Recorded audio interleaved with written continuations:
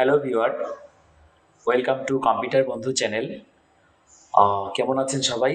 আশা করছি ভালো আছেন, আমিও ভালো আছি।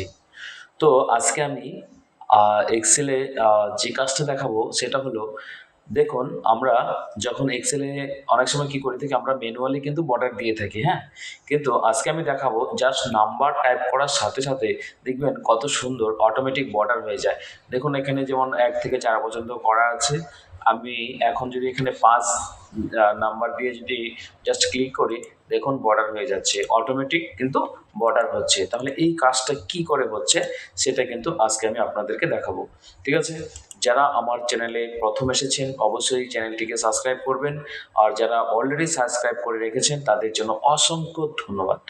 ওকে, তো তো তার জন্য প্রথমে কি করতে হবে, এইখানে আপনাদের লিখতে হবে যে এখানে ধরুন আমি এখানে লিখে নিচ্ছি নাম্বার, ঠিক আছে, নেম, তারপর এখানে ধরুন লিখে দিচ্ছি এখানে অ্যাড্রেস, মোবাইল নাম্বার, এটা লিখে দিচ্ছি।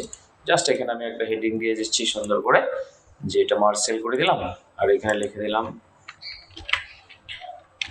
অ্যাপ্লাই, ঠিক আছে, অ্যাপ্লাই অটোমেটিক, ঠিক আছে, অটোমেটিক বর্ডার হলো। আচ্ছা, কি করতে হবে এখন দেখুন, একটু এটাকে জুম করে নিচ্ছি তাহলে আপনাদের বুঝতে সুবিধা হবে। তো এটাকে জাস্ট আমি এতটুকু, এটাকে জাস্ট আমি বর্ডার দিয়ে দিচ্ছি, হ্যাঁ, কালার হাইলাইট কালার দিয়ে দিচ্ছি আপনাদের দেখতে সুবিধার জন্য। ব্যাস, এটাকে আমরা এখান থেকে এতটুকু বর্ডার করে দিচ্ছি, হলো। আচ্ছা, কি করতে হবে দেখুন, তার জন্য প্রথমে কি করতে হবে, আমাদের এই বি কলাম থেকে একদম ই কলাম পর্যন্ত আমরা কি করব, সিলেক্ট করব। ওকে, সিলেক্ট করার পর আমরা চলে যাব কোথায়, কন্ডিশনাল ফরম্যাটিং। কোথায় যাব আমরা, এই কন্ডিশনাল ফরম্যাটিংয়ে যাব। যাওয়ার পরে আমরা দেখব এখানে নিচে আছে নিউ রুল, ঠিক আছে, এই নিউ রুলে কিন্তু ক্লিক করব। ওকে, ক্লিক করার পরে আমরা নিচে দেখতে পারবো যে use a formula to determine with cell to format, আমরা এখানে ক্লিক করব। ওকে, ক্লিক করার পর আমরা এই ফরম্যাট সেলে ক্লিক করব, যেখানে আমরা ভ্যালুটা দিব। এখানে ক্লিক করার পর এই যে নাম্বারটা আছে না, এই নাম্বারে কি করব, আমরা ক্লিক করব। ওকে, ক্লিক করার পর কি করতে হবে, কিবোর্ড থেকে আপনারা দুবার F4 প্রেস করবেন।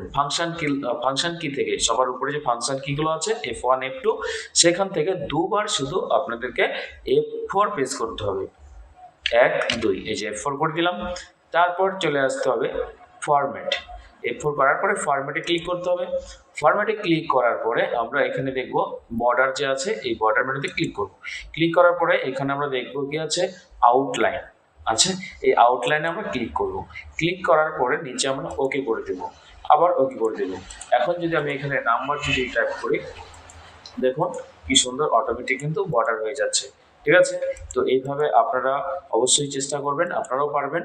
তো আজকের ভিডিওটা এতটুকুই থাকলো, পরবর্তী ভিডিওর জন্য একটু অপেক্ষা করুন, কারণ আমি আমার এই কম্পিউটার বন্ধু চ্যানেলে প্রতি বুধবার আর হচ্ছে শনিবার 7টা থেকে 8টার মধ্যে কিন্তু ভিডিও আপলোড দিয়ে থাকি।